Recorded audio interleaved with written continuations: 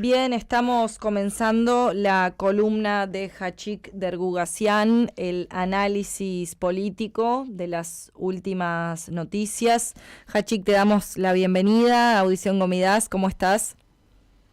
¿Qué tal? Aquí La verdad, estamos. no bien. Sí. Es muy difícil decir bien en estos días. Hoy comentábamos cómo, de cierta forma, en cada una de las columnas que presentaste durante varios meses, se estuvo advirtiendo sobre esta situación, se estuvo denunciando que si no se tomaban las cartas en el asunto necesarias y el foco seguía fuera de lugar, este iba a ser el final. Y bueno, así fue. Esta semana se anunció la disolución de la República de Artsaj. ¿Qué tenemos para agregar? El 27 de septiembre, eh, el día que empezó la guerra, el día que no se termina la guerra, pero se termina la azerbaiyanización de Artsaj. Eh, Creo que el error va lejos y no vamos a entrar en estos detalles que muchas veces acá hablamos, pero desde la finalización de la guerra hasta esta etapa y lo que viene en 2 o 3 días, porque lo que se espera en el 5 de octubre, cuando se encuentran Pashinyan y Aliyev, y si se firma un acuerdo de paz entre los dos países, ahí sí podemos vislumbrar un, eh, un gradual desarrollo, o mejor dicho, una gradual degradación de la soberanía de un Estado independiente armenio hacia un probablemente protectorado, ¿no? eh, Suzereno, que es un concepto que no se usa, pero se usaba mucho en la Edad Media, eh, un protectorado turco-azerio. Así nomás lo digo. Y esto no es para espantar ni para, de alguna forma, dar la impresión de que todo está perdido. En la política muchas cosas se pierden, pero el todo es muy pretencioso para decir todo. Y tampoco lo digo para dejar una esperanza sin expectativas, pero es imperativo hoy en día, en el momento en que el 85%, según los últimos datos que tengo yo, de la población de Artsaj se trasladó a Armenia, se trasladó forzado, porque si se quedaban en Artsaj, lo que les esperaba era la asimilación forzada, algo que se vio después del genocidio del siglo pasado, de los armenios que se quedaron en Turquía, evidentemente por otros medios, y lo que está pasando en este momento ya, la desaparición de todas las huellas de la presencia milenaria armenia en Artsaj. Los pocos que quedan ahí están no presos, están en las manos de los azeríes que eh, eh, encarcelan, entran, piden más concesiones y llevan a la dirigencia de Artsaj a Bakú, empezando por los nombres más reconocidos, para legitimizar lo que es una anexión, una desarmenización total de Artsaj como una operación antiterrorista. Eso pasó también en Estambul en 1915, cuando decapitaron la dirigencia de los armenios en el Imperio Turco. Y estos paralelos, una vez más, no es un capricho.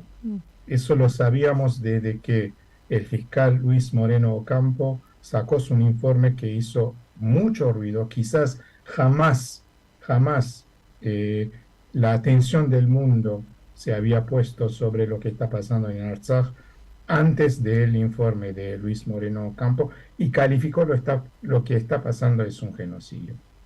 Bueno, el mundo está registrando, el mundo está tomando notas y no pasa nada. No hubo prevención, no hubo una intervención para que se termine esto, porque no es la culpa del mundo. Eso tristemente me hace acordar un panel que en su momento compartí con el juez Zaffaroni, acá en la Argentina, un juez muy comprometido con los derechos humanos, un experto en leyes internacionales en genocidio, que ha hecho el prefacio de la traducción al español del juicio a Sojomonte Lirian. Y en su intervención lo que Zaffaroni dijo es que duda mucho si la humanidad puede aprender del pasado.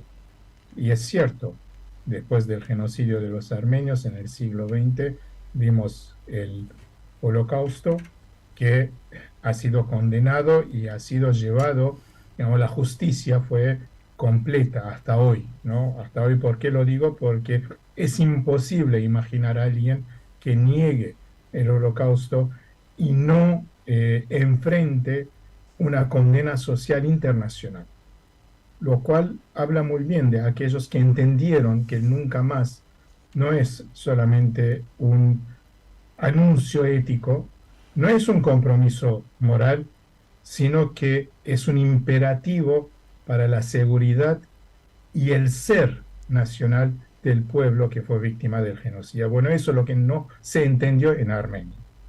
No vamos a volver a la 30 años atrás, 32 años atrás, 33 años atrás, en estos debates, en el principio de la declaración de la independencia, donde ya un sector en Armenia no quería incluir el tema del genocidio en el texto de la declaración. Vamos a empezar a hablar a partir del fin de la guerra o lo que es el acuerdo tripartita entre Armenia, Rusia y Azerbaiyán. A partir de este momento, cualquier gobierno en Armenia lo que hubiera hecho racionalmente era darse cuenta de la realidad geopolítica, de la debilidad, de la vulnerabilidad de Armenia, y a partir de ese momento hubiera empezado a registrar todas las violaciones de derechos humanos, todos los crímenes de guerra de Azerbaiyán, hubiera hecho una diplomacia paralela en el mundo para denunciar a Azerbaiyán como el agresor. No lo hizo. No lo hizo porque tuvo esa ilusión, tuvo esa equivocación, o simplemente porque estaban convencidos de una agenda de, entre comillas, paz regional, sobre la base de que si entregamos a Artsaj, salvamos a Armenia. Y vinieron dando los pasos gradualmente hacia eso, hacia entregar Artsaj absolutamente. Primero, sin generar las condiciones para reorganizar la defensa. Segundo, empezando a utilizar los nombres azeríes de Artsaj, en otras palabras, eliminar en el vocabulario oficial el término de Artsaj, y finalmente, imperdonable, reconocer a Artsaj dentro de Azerbaiyán. Ahora bien, si el Estado de Armenia debilita tanto a Artsaj, ¿qué se puede hacer? Esa es la gran pregunta. Y lo que estoy diciendo acá no quita la responsabilidad, por lo menos, de aquellos que podrían intervenir y hacer algo.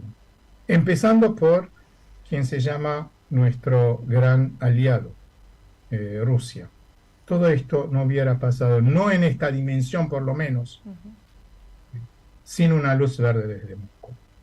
Pero ya sabíamos que la política de Moscú, en el momento en que se acercó a Turquía entre 2015 y 2016, había cambiado en el medio, en el Cáucaso, a partir de esa cooperación y competencia con Turquía ensayadas en el campo de batalla de Siria. y le resultó importante, interesante, mucho más que una alianza estratégica con Armenia, el único país donde Rusia tiene una presencia militar. Y lamentablemente, este gobierno le dio todos los argumentos para que replicara, empezando por la negativa, y de eso todavía no tenemos una respuesta del gobierno de Armenia, la negativa de Pashinyan del cese de fuego que había propuesto Putin el 16 de octubre de 2020. ¿Qué nos da esto de volver atrás y empezar a ver qué es lo que está pasando? Que probablemente nunca lo vamos a saber, porque no hubo investigación. No hubo investigación por qué esa derrota terrible en esta guerra. Y no va a haber mientras este gobierno esté en su lugar. Entonces yo decía que no es para disculpar o quitarle la responsabilidad a los jugadores externos en el Cáucaso. Y hoy sabemos que Armenia, si antes tenía un rol mínimo en la reacción por lo menos a situaciones que se presentaban, y ejemplos de eso se puede dar muchísimo antes de la llegada al poder de Pashinyan, una suerte de resistencia a esta dependencia total de Rusia que se exigía desde Moscú. Hay muchos ejemplos que se puede dar acá de un exitoso en este sentido diplomacia armenia que tuvo otros defectos sin ninguna duda, pero tenía experiencia y tenía diplomáticos dedicados, diplomáticos patriotas, tenía expertos en todo. Bueno, todo esto Pashinyan desestimó. Fue esa arrogancia, ese de que yo sé todo, ese narcisismo, sumado a la ineptitud de este gobierno, llevaron a esta situación. El gran problema es que esto no termina. No termina porque veníamos diciendo y lo vamos a seguir diciendo. Un protectorado turco-azerbaiyaní en el Cáucaso significa que Azerbaiyán va a avanzar sobre Armenia. Va a avanzar sobre Armenia hasta las últimas consecuencias. ¿Y cuáles son las últimas consecuencias? Bueno, ahí la imaginación o el imaginario distópico está abierto para un concurso literario, si quieren. Ahora bien, todo el mundo se pregunta cómo hacer frente a esta situación. Y la respuesta mía es, no sé, porque no soy quien propone soluciones, pero sí, por lo menos tratar de aclarar de lo que está pasando y dónde están las responsabilidades. Y dicho esto, para que nadie tenga la menor duda, no se quita la responsabilidad a una oposición que jamás supo cambiar sus estrategias, hacer lo adecuado, o para lograr lo que se propuso, o sea, un cambio de gobierno en Armenia, con apoyo popular, eso es lo que no lograron nunca, o esto, o una política alternativa que hubiera tomado en cuenta los escenarios, los peores escenarios, incluyendo esto, y lo que viene no el día después, no mañana, perdón, sino el día después, cuando Armenia y con Armenia los armenios entremos otra vez en una época histórica que conocemos tanto, ¿no? Donde la supervivencia otra vez vuelve a ser la supervivencia del ser armenio, esté donde esté, vuelve a ser tema de la agenda. Después de tener 30 años, una, no sé, expectativa de que ya se puede dar un paso más adelante y pensar en el desarrollo, pensar en el futuro y avanzar. Bueno, eso es lo que no se dio. Quiero volver para atrás un momento, Hachik, si me permitís. Sí, por supuesto. Que te referías a que esto no se va a detener y que el siguiente paso sería avanzar hacia Armenia. Antes de eso mencionabas que el 5 de octubre se va a llevar a cabo el encuentro, la reunión entre Pashinyan y Aliyev, donde podría establecerse la paz? ¿Qué garantizaría? ¿Qué significa que en ese momento se establezca una negociación de paz para con Armenia? Los detalles no los sabemos. Lo que sí sabemos es que un líder que fue responsable durante la guerra y responsable de la derrota no tiene el derecho ético-moral de sentarse a negociar con el enemigo. Desde el primer día, porque no lo respeta. No lo respetan porque saben su vulnerabilidad y avanzan en demandas cada vez más fuertes. Y es lo que pasó desde el fin de la guerra. Ahora bien, en el frente externo vulnerable, débil, de concesión a concesión, ese gobierno, eso hay que reconocerlo, fue muy exitoso en el frente interno en convencer de que no tiene la culpa. Todos los demás tienen la culpa de lo que está pasando, pero asumir su responsabilidad no vimos nunca, ni siquiera hoy,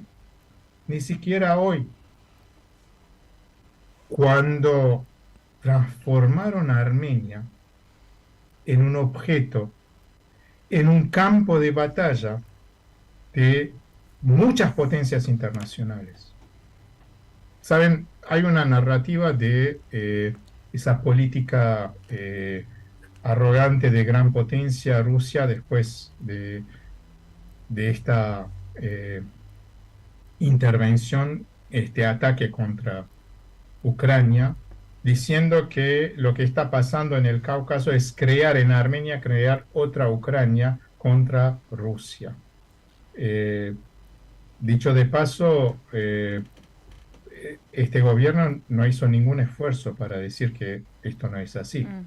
En otras palabras, no encontró la forma de hacer frente a una diplomacia y una política exterior, una política exterior y de seguridad exterior, rusa en el Cáucaso, que ha cambiado. No lo supo. ¿Por qué? Porque si bien en la Cancillería de Armenia estoy 100% seguro, había muchos expertos, no escuchó a nadie. No escuchó a nadie. Entonces, en vez de transformar, en vez de que Armenia sea una Ucrania, como algunos fomentaban ese fake news y otros lo difundían, y otros quizás se decían, ojalá que fuera así, en una forma, creo, muy estúpida, ¿no? Por la realidad geopolítica de Armenia. Hoy en día Armenia se está transformando en Siria, donde todas las grandes potencias están presentes y el eje de conflicto es el sur de Armenia, ese Sunik. Sí. Es ese el eje del conflicto. Ahora, en todo esto, hablar de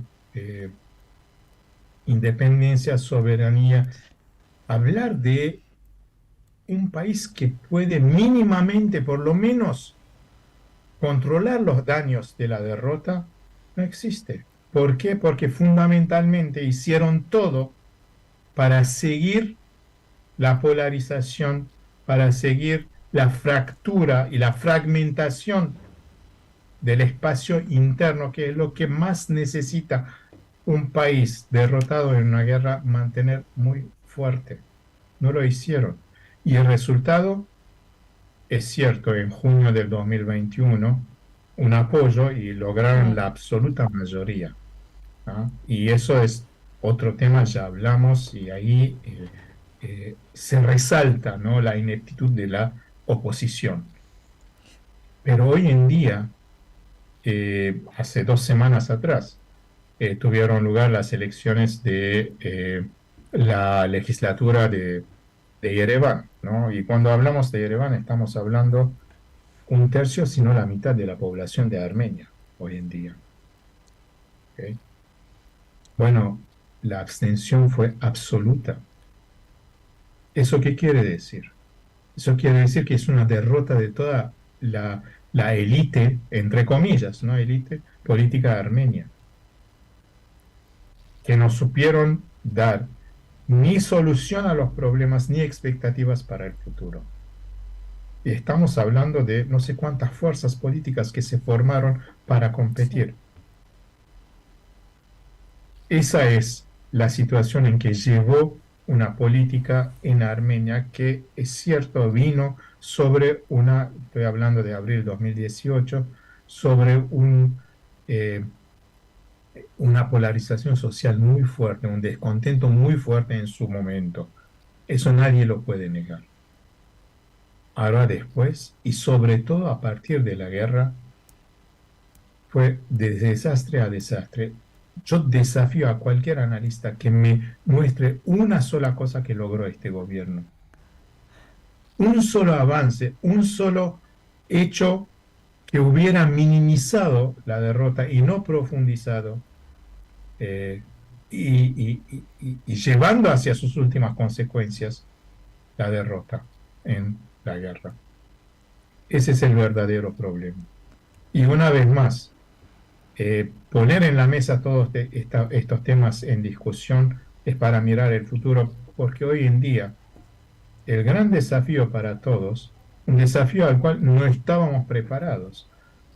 Digo, nosotros, en este caso estoy hablando tanto de Armenia como de las distintas comunidades en la diáspora, era esto: 90.000 armenios de Artsaj en Armenia y su futuro inmediato.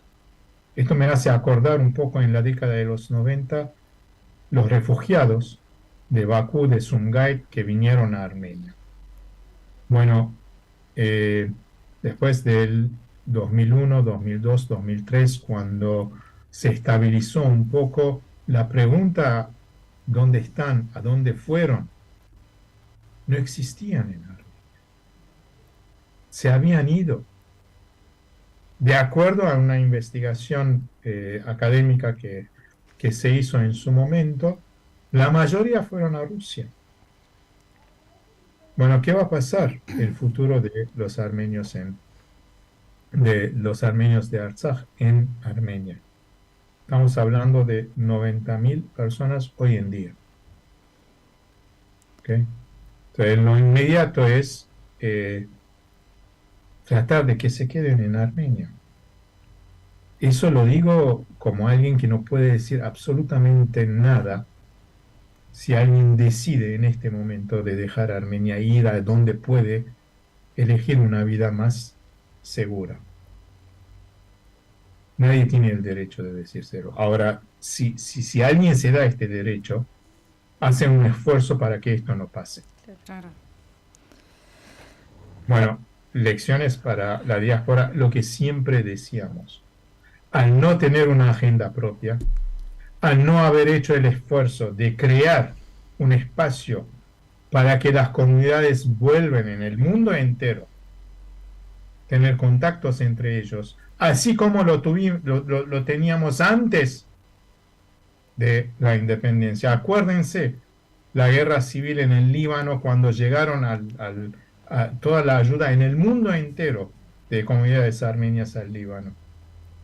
Acuérdense el terremoto, Artsaj, los primeros años de Armenia. Había una diáspora, no digo unida, pero sí movilizada, porque existía una visión, una dirigencia, ¿no?, que había entendido la importancia de una diáspora estratégica. Eso hoy en día no existe.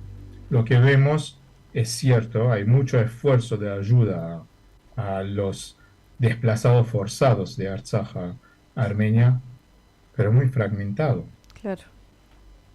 muy fragmentado. Y una vez más caímos en la misma trampa. Y después vamos a decir, bueno, ¿por qué la ayuda no fue más eficiente? ¿Por qué no pudimos hacer Mm. más? Bueno, pues por esto, por no haber estado preparado. Hachik, te Y agradecemos por lo conversado, por la interpretación de estas últimas noticias, de este momento tan duro pero advertido que está aconteciendo, y estaremos en contacto en cualquier oportunidad nuevamente para seguir conversando, porque sabemos que son muchos los ejes en este tema, que es realmente muy abarcativo.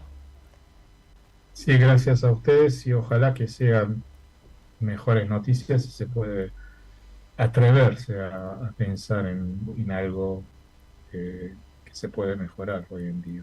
Ojalá que sí. Hasta luego. Gracias, Hachik, que tengas buenas tardes.